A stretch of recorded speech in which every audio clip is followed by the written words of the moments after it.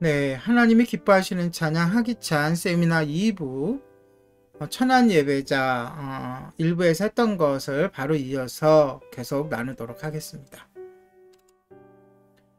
가끔이 아니라 자주, 희미하게가 아니라 명백하게 우리는 바보 또는 미친 예배자가 되어야 합니다.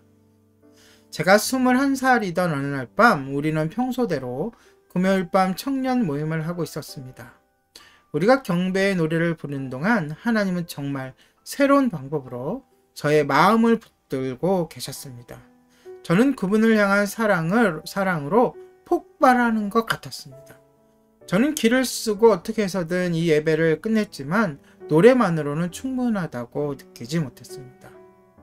그러나 저는 정말 결코 춤을 추는 정도까지 나가지 못했고 더구나 그렇게 행할 수 있는 선택권이 있었던 저에게 아무 일도 일어나지 않았습니다.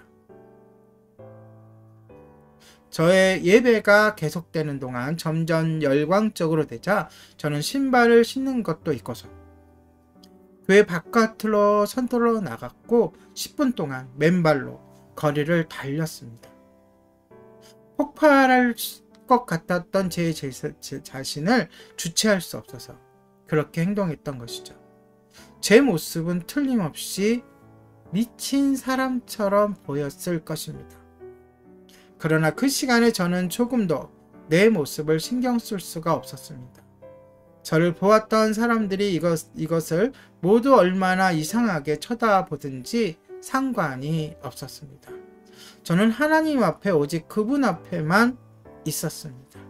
꺼리낌 없는 행동과 결과는 결코 우리의 예측대로 들어맞지 않습니다. 왜냐하면 우리의 삶은 그렇게 그분과 교제하기 때문입니다. 어느 순간, 어느 찰나의 경험과 역사를 통해서 주님은 우리를 만나주시고 역사해 주시고 말씀해 주시기 때문이죠. 우리는 그렇게 사랑에 사로잡혀서 다른 사람이 어떻게 생각하든지 잊어버리고 하나님의 기쁨 속에 자신을 드리는 일을 이상하게 여깁니다. 그러나 저는 더욱 이런 시간들을 열망합니다. 저는 꺼리낌 없는 경배가 극단적인 방식으로 흘러넘쳐서 내 마음이 예수님으로 그렇게 타버리는 계절이 있기를 기대합니다. 때때로 우리는 하나님이 우리에게 얼마나 열정적이기를 원하시는지 기억해야만 합니다. 예수님의 탕자 이야기는 하나님의 열정적인 마음을 그린 최고의 그림이 되어야 합니다. 고집불통의 아들을 반갑게 맞는 아버지는 그 자체로도 대단하지만 그 아버지가 아들을 환영하는 방식은 훨씬 더 감동적입니다. 이 부유하고 고귀한 아버지는 모든 지위를 잊고서 아무것도 거리끼지 않고 자기 아들을 향하여 달려갑니다. 왼편에 나와 있는 그림을 한번 보십시오. 아들을 향해 달려가는 아버지의 모습입니다. 이것은 그의 위치에 걸맞는 행동이 아니었습니다. 달려가야 할